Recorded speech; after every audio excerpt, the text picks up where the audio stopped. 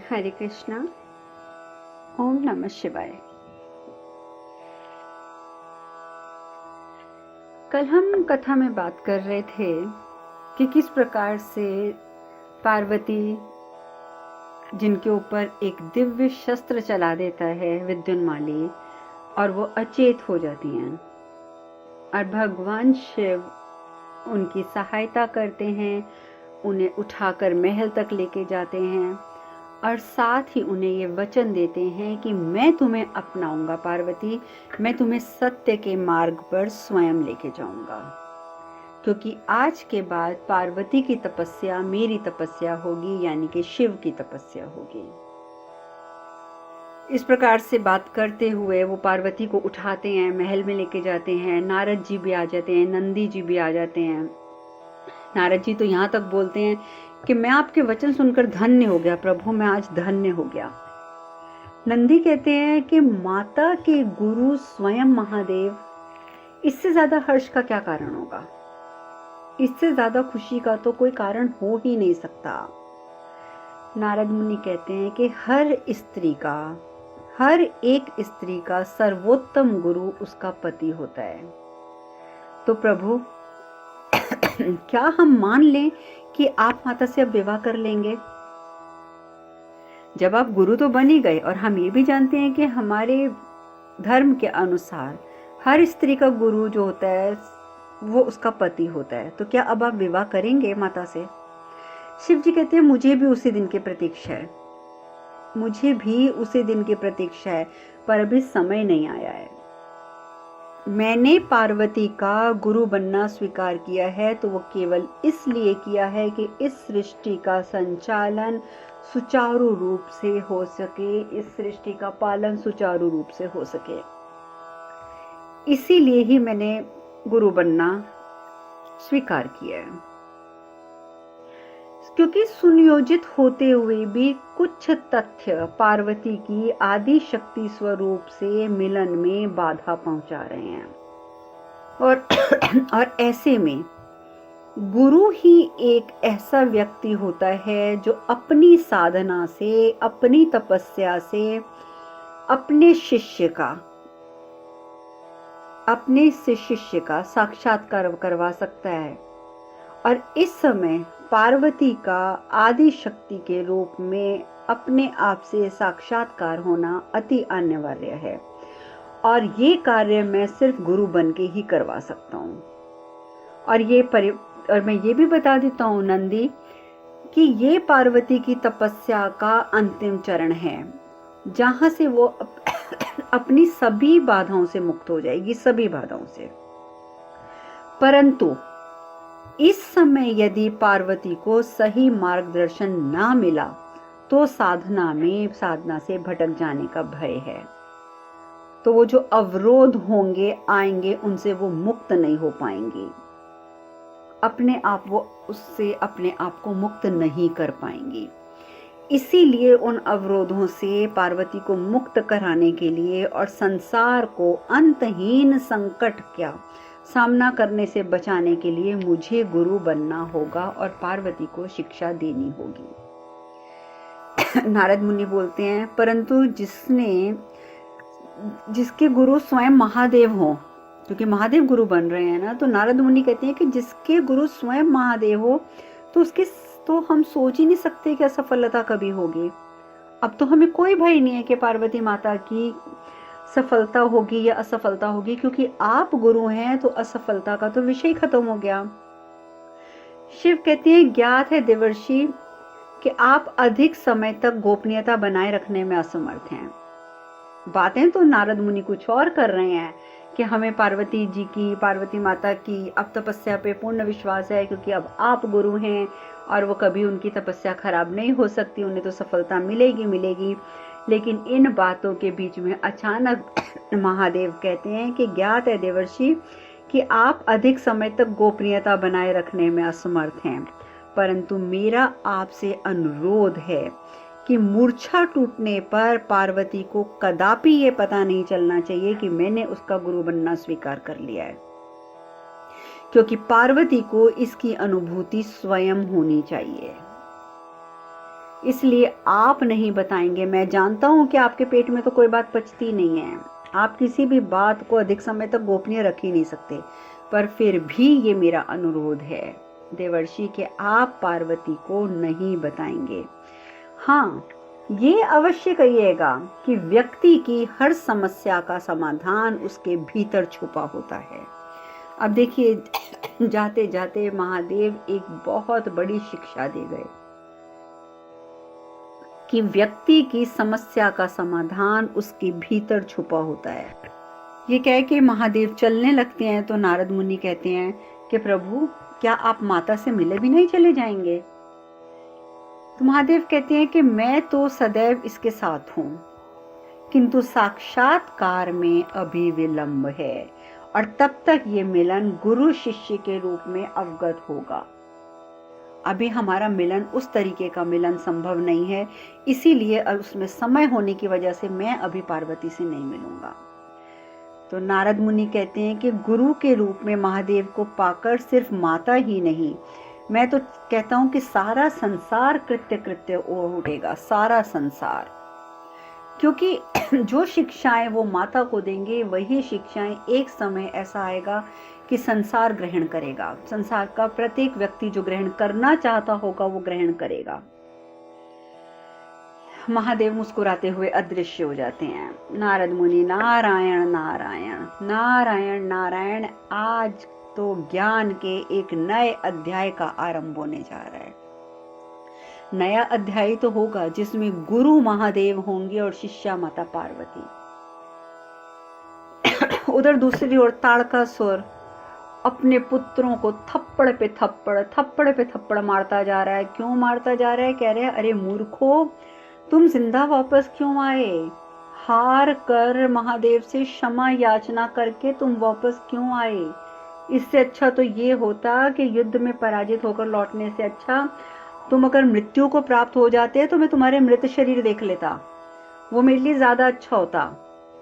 और तुम लोग पार्वती को सिर्फ जीवित नहीं छोड़ के आए, बल्कि अपने पिता की मृत्यु सुनिश्चित करके आए हो। क्योंकि अब इस बार पार्वती जब बच गई है तो महादेव अब और ज्यादा ध्यान रखेंगे पार्वती का।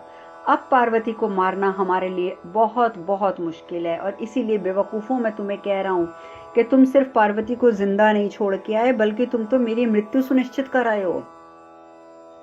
शुक्राचार्य कहते हैं कि देखो ताड़कासुर, अपनी भूल अपने पुत्रों के ऊपर मत डालो। क्यों कर रहे हो तुम ऐसे? यदि तुम हमारे सुझावों पर चलते तो कदापि तुम्हें हार का मुख ना देखना पड़ता, कदापि नहीं। किंतु अभी तो तुम्हें इस बात का भी आभास नहीं है कि तुम अपने गुरु के बताए आदेशों की तो अवहेलना कर ही रहे हो, अपितु अपने गुरु की उपेक्षा भी कर रहे हो। अभी तो तुम्हें इस बात का भी भान नहीं है। ताड़कासुर अब थोड़ा शर्मिंदा होता है, क्योंकि हार पे हार मिलती जा रही है ताड़कासुर को। ताड़कासुर कहता है कि गुरुदेव, आप सत्य कह रहे हैं, आप सत्य कह रहे हैं गुरुदेव, मुझसे भूल हुई है। बार बार पराजय का दंड मुझे मिल रहा है, और शायद इसका कारण यही है कि मैंने अपने गुरु की अवहेलना करी है। उसी अवहेलना का दंड मुझे मिल रहा है। अब से मैं आपसे वादा करता हूं कि मैं प्रत्येक निर्णय आपके सुझाव को आदेश मानकर ही लूंगा और उसका अनुसरण करूंगा। आपसे पूछे बिना अब मैं कोई कार्य नहीं करूंगा। अब मैं फिलहाल आपसे एक बात पूछना चाहता हूं कि क्या मैं वृतासुर को अपने साथ ले लूं? क्या मैं वृतासुर को अपने पास बुला लूं? तो शुक्राचार्य कहते हैं कि अगर इसमें असुरों का हित है तो मैं तुम्हें क्यों रोकूंगा? मैं तुम्हें नहीं रोकूंगा। अगर इसमें असुरों का हित है तो तुम वृतासुर को बुला लो। अब ताड़कासुर खुश हो जाता है, अपने पुत्रों को बोलता है, जाओ वृतासुर को बोल दो कि मैंने बुलाया है। उधर पार्वती की जब मूर्छा टूटती है तो देखती हैं कि सामने नंदी खड़े हैं, नारद जी खड़े हैं। तब तक उनके माता पिता भी आ गए होते हैं। तो नारद मुनि माता पार्वती को सब बताते हैं कि किस प्रकार आपको शस्त्र लगा था, किस प्रकार आप मूर्छित हो गई थी, और महादेव ने स्वयं आकर आपकी रक्षा करी, आपके परिवार की रक्षा करी। पार्वती हैरान हो जाती है, कहती है अरे क्या कह रहे हैं आप, क्या महादेव स्वयं यहाँ आए थे? नारद मुनि कहते हैं उनका यहाँ आना अनिवार्य था माते, क्योंकि अपनी आदि शक्ति की सहायता करना उनका कर्तव्य है। और फिर वो धीरे धीरे करके सारी घटना बताते हैं कि किस किस प्रकार से आपके ऊपर आक्रमण हुआ, किस प्रकार आपकी माता और आपके पिता जख्मी हुए और क्या क्या कुछ हुआ और महादेव ने क्या किया। मैनावती और हिमावत ये भी सब कुछ सुन रहे हैं। हिम नरेश कहते हैं कि महादेव के बारे में बहुत सुना था मैंने, किंतु आज उनकी उदारता का उदाहरण देख लिया है कि उनका कोई भक्त हो या ना हो, पर यदि वो संकट में है तो वो उसकी सहायता अवश्य करते हैं। महादेव ये नहीं देखते कि सामने वाला व्यक्ति मेरा भक्त है या नहीं है, और इसीलिए उन्होंने हमारी भी सहायता करी। पार्वती कहती हैं परंतु देवर्षि आपने उन्हें रोका क्यों नहीं? यहाँ आकर भी वो हमसे मिले बिना लौट गए। क्या उन्होंने बात करना भी उचित नहीं समझा हमसे? नारद मुनि कहते हैं कि माते, महादेव की लीला अबूझ है, अथाह है, और वो वही करते हैं जो सर्वथा योग्य होता है। कदाचित आपको दर्शन देने का समय भी आया ही ना हो, परंतु वो आपकी तपस्या की परिपूर्णता की प्रतीक्षा कर रहे हैं। ये बात महादेव ने स्वयं कही है। नारद मुनि ने अपने आप को रोकते रोकते भी ये बात तो मुंह से निकाल ही दी कि माते वो आपकी तपस्या की परिपूर्णता की प्रतीक्षा कर रहे हैं, और आपकी तपस्या पूर्ण करने का उन्होंने उपाय बताया है। पार्वती बहुत खुश होती है, देवर्षि कौन सा उपाय बताया है, बताइए ना, मुझे बताइए ना, मैं जरूर करूंगी। नारद मुनि कहते हैं माते, अंतर ध्यान होने से पूर्व उन्होंने कहा था कि मानव की सभी समस्याओं का समाधान वो अपने भीतर ढूंढ सकता है, अर्थात हर समस्या का समाधान मानव खुद है। पार्वती जब ये बात सुनती हैं तो वो सोचने लग जाती हैं कि आखिर महादेव ने ये क्यों कहा। क्या सारी समस्याओं का समाधान मेरे भीतर है? अगर मेरे भीतर है तो मुझे समाधान क्यों नहीं मिल रहा? मैं क्यों अभी तक तपस्या के मार्ग पर आगे नहीं बढ़ पाई हूं? वो क्यों मुझे समझ नहीं आ रहा कि मेरा मार्ग कहां पर है? जैसे वो ये बातें सोचती हैं तो पार्वती को याद आ जाता है सती के रूप में वो तपस्या करना। आप सबको भी कथा में याद होगा कि जब सती ने बहुत जिद करी थी कि मैं अपने पिता के यज्ञ में जाऊंगी जाऊंगी जाऊंगी, तो महादेव ने कहा था कि सती, तुम अगर अपने आदि शक्ति के स्वरूप से साक्षात्कार कर लोगी तो तुम अवश्य जाना वहां पर, तब तो तुम्हारे साथ मैं भी चलूंगा, लेकिन मैं तुम्हें ऐसे जाने की इजाजत नहीं दूंगा। लेकिन सती नहीं मान रही थी, पर जब उसने देखा कि महादेव भी नहीं मान रहे तो सती ने कहा अच्छा ठीक है, मैं तपस्या कर लेती हूँ। कौन सी तपस्या करनी है? तो महादेव ने सती को कहा था कि आपको अपने पंच तत्वों की, पंच शरीरों की अग्नि में बैठकर ये तपस्या करनी होगी। और सती को उस अग्नि के बीचों बीच जब बिठा दिया गया था, लेकिन सती के दिमाग में सिर्फ और सिर्फ एक ही बात गूंजती रही, मेरे पिता का यज्ञ, मेरे पिता का यज्ञ। सब मेरे पिता के यज्ञ में जा रहे हैं, सभी देवी देवता तक जा रहे हैं, मैं नहीं गई हूँ। और यही सब बातें सोचते सोचते आखिर वो बीच में उठ गई थी तपस्या के, और ये कह दिया था कि मैं ये तपस्या नहीं कर सकती, मैं ये तपस्या अपने पिता के यज्ञ से वापस आने के बाद करूंगी। अब मुझे आप बताइए कि आप मेरे साथ चलेंगे या नहीं। और महादेव ने मना कर दिया था कि मैं नहीं जाऊंगा। ये सब बातें, ये सारा घटनाक्रम जो है पार्वती को याद आता है, तो पार्वती समझ जाती हैं कि अग्नि में बैठकर जो तपस्या मैं कर रही थी, जो मुझे यज्ञ के पश्चात मैंने कहा था कि पूरी करूंगी, और यज्ञ के पश्चात तो आप सबको याद ही है कि सती वापस ही नहीं आ पाई थी, वहीं पे उन्होंने आत्मदाह कर लिया था। पार्वती कहती हैं कि हमें समाधान मिल गया देवर्षि, हमें समाधान मिल गया। वो पंचअग्नि साधना जो हम सती के समय में पूर्ण नहीं कर पाए थे, अब हम वो पूर्ण करेंगे। अब देखिए, पार्वती माता ने अपने अंदर जब झांक कर देखा तो उन्हें अपनी समस्या का समाधान मिल गया। उनकी समस्या क्या थी कि उन्हें मार्ग नहीं मिल रहा था। उन्हें समझ नहीं आ रहा था कि तपस्या किस प्रकार वो शुरू करें शिव की प्राप्ति के लिए। और अपने अंदर झांकने से उन्हें याद आया और उन्हें अपनी समस्या का समाधान मिल गया। वो कहती हैं कि अब हम ये तपस्या अवश्य पूर्ण करेंगे। हिम नरेश कहते हैं कि तुम शीघ्र अपनी तपस्या पूर्ण करो पुत्री, शीघ्र करो। मैनावती भी बहुत प्रसन्न होती है कि चलो मेरी पुत्री को मार्ग मिला। और अब तो मैनावती ने भी शिव का रूप देख लिया कि किस प्रकार शिव ने सहायता करी। मैनावती भी बहुत प्रसन्न है। तो पार्वती कहती हैं कि आप दोनों के आशीर्वाद से मेरा मनोबल और बढ़ गया है, उसमें बहुत वृद्धि हो गई है और अब हम अपनी तपस्या पूर्ण करने के लिए जल्दी से जल्दी अमरनाथ की गुफा की ओर प्रस्थान करेंगे, जल्दी से जल्दी, क्योंकि अब महादेव से मिलन हेतु हमें वहां जाकर तपस्या करनी ही होगी। और हम एक बात का प्रण और लेते हैं कि जब तक हमारा मिलन महादेव से नहीं होगा तब तक अब हमारा निवास स्थान वही गुफा रहेगी, अमरनाथ की वही गुफा हमारा स्थान रहेगी, निवास स्थान रहेगी, जब तक कि हमें महादेव की प्राप्ति नहीं हो जाती। इस तरीके का से माता पार्वती अपनी तैयारी करती हैं कि अब मुझे अमरनाथ की ओर प्रस्थान करना है। उधर ऋषिगण जो होते हैं वो शिव से मिलते हैं, सप्त ऋषि और ऋषि आते हैं सब जने। तो जब भी सप्त ऋषियों के दिमाग में कोई प्रश्न गूंजता है जिसका उन्हें उत्तर समझ नहीं आता तो वो हमेशा शिव से पूछने आते हैं।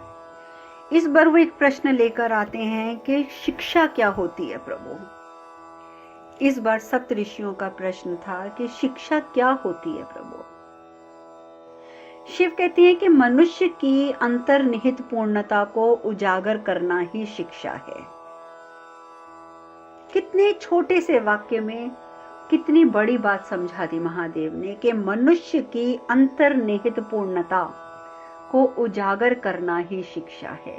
हमारे अंदर तो बहुत कुछ भरा हुआ है और जब तक वो उजागर होके सामने नहीं आ जाता, प्रकट नहीं होता, तब तक वो अंदर छुपा रहता है और उसे उजागर करना ही तो शिक्षा है। समस्त ज्ञान चाहे लौकिक हो या आध्यात्मिक हो, सदैव मनुष्य के साथ रहता है, उसके अंदर निहित रहता है, परंतु अज्ञानता के आवरण के कारण वो स्पष्ट नहीं होता। अब जैसे मैं हूं, आप सब हैं, हमारे अंदर अनंत ज्ञान है, अनंत ज्ञान जो हमारे विकारों की, हमारी अज्ञानता के आवरण के नीचे ढका हुआ है और हम नहीं जानते कि हमारे अंदर दुनिया भर का ज्ञान उपलब्ध है। तो जब तक हम उस अज्ञानता का आवरण नहीं हटाते हैं, हम उस ज्ञान से परिचित नहीं हो पाते हैं। महादेव कहते हैं कि शिक्षा उसी अज्ञानता के आवरण के कारण स्पष्ट नहीं होती है और शिक्षा केवल और केवल उस आवरण को हटाने का कार्य करती है। जब हम एक गुरु के सानिध्य में जाते हैं तो गुरु क्या कार्य करता है? हमारे अंदर निहित, हमारे अंदर छुपे हुए ज्ञान को उजागर करने के लिए हमारे अंदर जो अज्ञानता का आवरण है वो उसको हटाता है। तो महादेव यही कहते हैं कि शिक्षा केवल उस आवरण को हटाने का कार्य करती है। अब प्रश्न ये उठता है कि ये आवरण जो है ये हटेगा कैसे? प्रश्न आ गया ना यही कि आवरण तो है लेकिन ये हटता कैसे है? इसी संदर्भ में महादेव आगे समझाते हैं। महादेव कहते हैं कि पत्थर के अंदर छिपी अग्नि, आप जानते हैं कि पत्थर के अंदर अग्नि होती है, छुपी हुई होती है। तो महादेव कहते हैं कि पत्थर के अंदर छिपी हुई अग्नि तभी प्रकट होती है जब कोई उस पत्थर में घर्षण उत्पन्न करता है। जब हम दो पत्थरों को रगड़ देते हैं तो आग जल जाती है ना, तो वैसे ही व्यक्ति में घर्षण उत्पन्न करने वाला गुरु होता है। जब एक व्यक्ति की जिंदगी में गुरु आता है, गुरु का जब आगमन होता है तो वो अपने शिष्य के अंदर घर्षण उत्पन्न करता है और जब घर्षण उत्पन्न करता है तो यही घर्षण उस अज्ञानता को दूर करके मनुष्य को स्वयं से मिलाने का प्रयास करता है। और असली ज्ञान है क्या? सेल्फ रियलाइजेशन, स्वयं के साथ साक्षात्कार। जिस दिन हमें स्वयं के साथ साक्षात्कार हो जाता है, हमारी सेल्फ रियलाइजेशन हो जाती है, उस दिन हर प्रकार की अज्ञानता दूर हो जाती है, हर प्रकार का आवरण हट जाता है। और गुरु जो होता है वो शिष्य को जन्म तो नहीं देता है, क्योंकि कभी भी गुरु जो होता है वो मतलब ठीक है, कई गुरु ऐसे होते हैं जो अपने बच्चों को भी शिक्षा देते हैं, वो उनके सच में पिता भी होते हैं, परंतु ये तथ्य भी सत्य है कि गुरु शिष्य को जन्म तो नहीं देता है, ठीक है, लेकिन उसको आकार अवश्य देता है। और जब तक गुरु द्वारा आकार नहीं दिया जाता, तब तक वो जो शिष्य है वो एक कच्चे मिट्टी की तरह जो बना हुआ है वो वही का वही रह जाता है। अब जब गुरु बनकर एक कोई आपकी जिंदगी में आता है, आपके जीवन में किसी का पदार्पण होता है, और जब वो आपको शिक्षित करता है, आपके अंदर घर्षण उत्पन्न करके, आपकी अज्ञानता को दूर करके आपको आत्म साक्षात्कार करवाता है, तो आपको एक आकार प्राप्त होता है। इसीलिए कहा जाता है कि गुरु बेशक जन्म नहीं देता किंतु आकार देता है। और अब भगवान शिव कहते हैं कि और अब समय आने वाला है कि जब मैं पार्वती का गुरु बनकर उसके आदि शक्ति स्वरूप से उसका मिलन संभव करवाऊंगा। आप जानते हैं ना कि कितना जरूरी है आदि शक्ति से उनका मिलन, स्वयं का मिलन। जैसे मैंने अभी आपको बताया कि स्वयं से साक्षात्कार होना ही असली शिक्षा है, तो इसीलिए महादेव कह रहे हैं कि वो अब स्वयं गुरु बन के पार्वती को आदि शक्ति स्वरूप से साक्षात्कार करवाएंगे। अब आगे नारद मुनि के साथ और बाकी ऋषियों के साथ क्या चर्चा होती है ये हम कल बात करेंगे।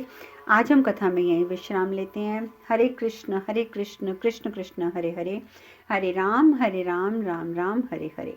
आप सब खुश रहें, सुखी रहें, स्वस्थ रहें। हरे कृष्णा। ओम नमः शिवाय, ओम नमः शिवाय, ओम नमः शिवाय।